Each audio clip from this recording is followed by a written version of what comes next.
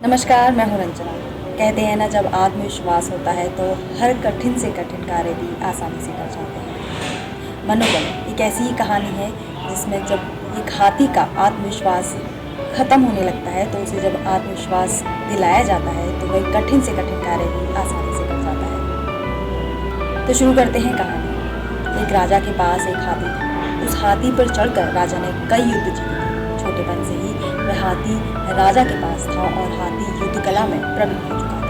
यह पर्वत सा हाथी जब गुस्से से चिंगारता हुआ दुश्मन सेना में घूमता था तो दुश्मनों के छक्के उड़ जाते थे। धीरे धीरे हाथी बूढ़ा होने लगा। उसका जोश और पराक्रम जाता रहा। अब उसका ध्यान भी पहले से कम रखा जाता था। कई बार उसे समय पर खाना भी नहीं मिलता था। एक बार हाथी हाथीशाला से निकलकर एक पुराने तालाब के किनारे चला गया। वहाँ उसने खूब थक कर पानी पिया और नहाने के लिए गहरे पानी में उतर गया। पर तालाब में ज़्यादा कीचड़ होने के कारण वह वृद्ध हाथी उसमें फंस गया। वह जितना कीचड़ से निकलने का प्रयास करता उतना वह अंदर घसता जाता। आसपास के लोगों ने संदेश राजा तक पहुँचाया। राजा ने भी हर तरह के प्रयास करवाए पर कोई नतीजा नहीं निकला। तभी एक मंत्री ने राजा को एक उपाय सुझाया। सारे आदमियों को युद्ध सैनिकों की वेशभूषा पहनाई और वो सभी वाद्य यंत्र मंगवाए गए जो युद्ध के मौके पर काम लिए जाते थे। हाथी के सामने युद्ध के नगाड़े बजने लगे और सैनिक इस तरह से उस हाथी की ओर बढ़ने लगे जैसे वह दुश्मन के पक्ष के हों।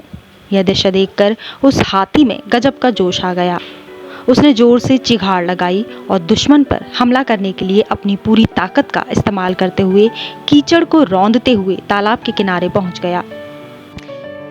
मोरल ऑफ द स्टोरी ये है कि मनुष्य की सफलताएं उसके मनोबल पर निर्भर करती है। मनोबल के दम पर हम असंभव को भी संभव बना देते हैं।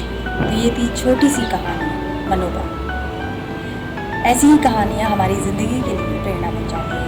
इससे प्रेरित होकर हम कठिन से कठिन कार्य को भी आसानी से कर जाते हैं। तो कैसी लगी ये कहानी मनोबल, हमें ज़रूर बताएं और लाइक और शेयर करना ना भूलें। नमस्कार।